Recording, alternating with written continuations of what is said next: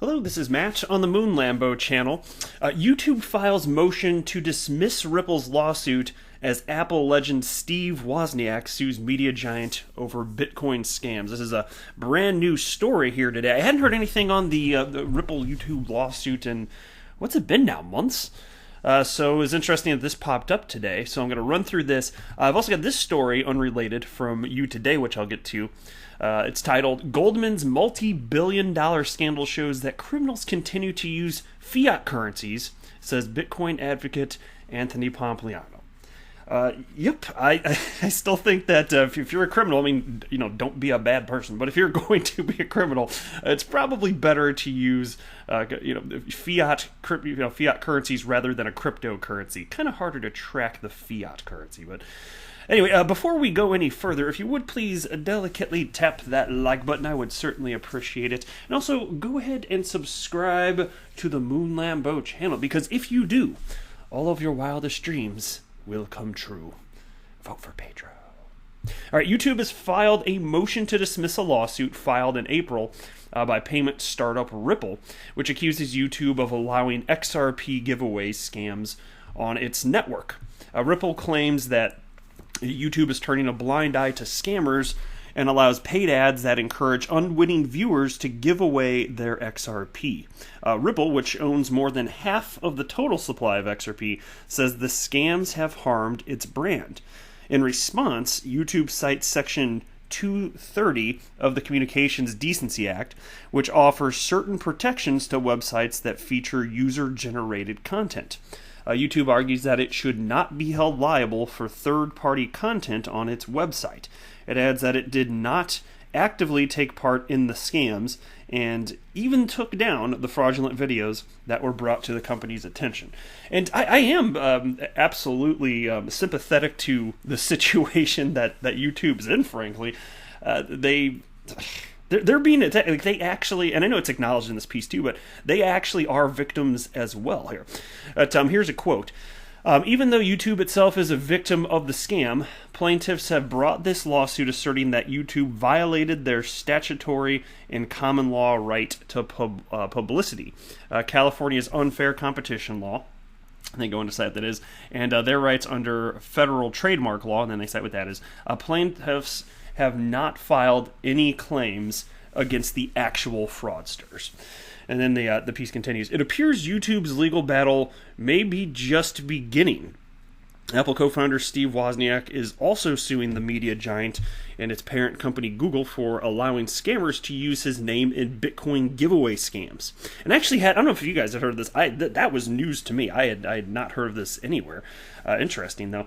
Wozniak and 17 other plaintiffs claim that YouTube is aware of the scams but did nothing to take down the videos. And here's another quote. Wozniak has repeatedly informed YouTube that the scam videos are fraudulent and that Wozniak has not consented to these unauthorized and illegal uses of his name and likeness. Despite Wozniak's efforts, YouTube has consistently failed or refused to timely intervene or even to have a human being respond to stop the scam videos and promotions and to stop selling ads to the scammers.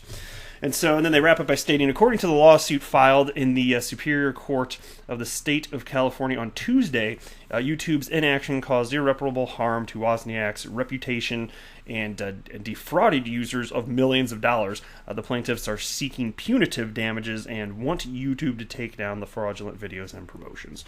So there's the latest. We shall see what happens with this. I don't know. These lawsuits, I mean, it takes a long time to get them really rolling now. So who knows if how long it's going to take this to get settled. We'll just keep watching here. I'd love to hear your guys' take on this in the comment section below. On to the next piece now. Goldman's multi-billion-dollar scandal shows that criminals continue to use fiat currencies, says Bitcoin advocate Anthony Pompliano. I like Anthony Pompliano, even though he's basically a Bitcoin maximalist. he's a nice guy about it. He just has a gentleman's disagreement with everybody. But I don't know if you guys heard about this. So, let me briefly touch on this piece from the New York Times. It's on this topic. So Goldman Sachs and Malaysia reached $3.9 billion settlement in 1MDB scandal. The deal settles charges in Malaysia against the Wall Street Bank for its role in helping to raise hundreds of millions for a sovereign wealth fund that was used as a personal piggy bank here. And I don't really want to run through a bunch of the specifics of it. I just wanted to make sure that you guys were aware of this story, which this piece was just written up today, so it's brand new stuff here. But back to you today now. After becoming embroiled in the 1MDB scandal, Goldman Sachs, one of America's leading banks, has struck a $3.9 billion settlement with the Malaysian government. While commenting on the news, Bitcoin advocate Anthony Pompliano noted that the greatest financial crimes are still being conducted with the help of fiat money, which flies in the face of those who criticize crypto's illegal use cases. And he said, quote, criminals continue to use fiat currencies to carry out the largest financial crimes. Now, of course, if you're talking about a privacy coin, that's a whole different can of worms. Yeah, privacy coins are absolutely utilized by people with nefarious intent to skirt the system or just engage in bad stuff in general, bad illegal activities just in general here. That can be an easy way to remain undetected. But generally speaking, so outside of that, generally speaking, it's much better if you're a criminal to just exchange paper money, right? Goldman helped Malaysian sovereign fund 1MDB to raise $6.5 billion through bond sales that took place from 2009 to 2013, raking in hundreds of millions in profits from fees. Of this amount, an estimated $4.5 billion were stolen from Goldman clients by disgraced Malaysian financier Joe Low. I'm guessing that's how it's pronounced. J-H-O, and then the last name's Low, Joe Low.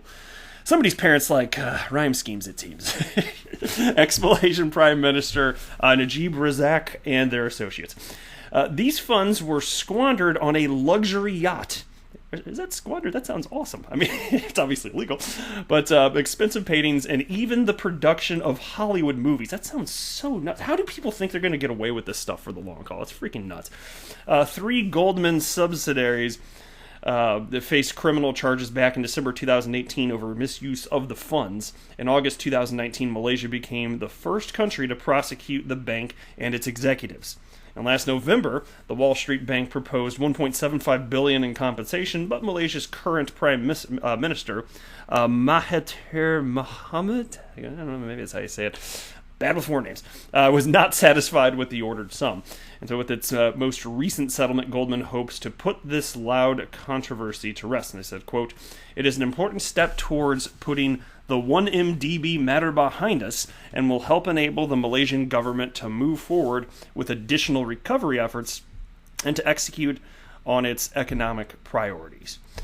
And so, jumping ahead, take a look at this. And I thought this was a perfect story to have in tandem with it. This is also from You Today, and it's titled, Coinbase CEO Brian Armstrong names reasons why they are yet to list Monero. Now, Monero is a privacy coin. And so I've been saying for a long time, I'm just kind of skeptical of the long-term viability of some of these privacy coins. And it's not that, look, sometimes I get that there are going to be legitimate reasons to mask transactions for business and personal reasons. And if you can do that with a layer 2 technology and if it's sufficiently regulated, that's perfectly fine.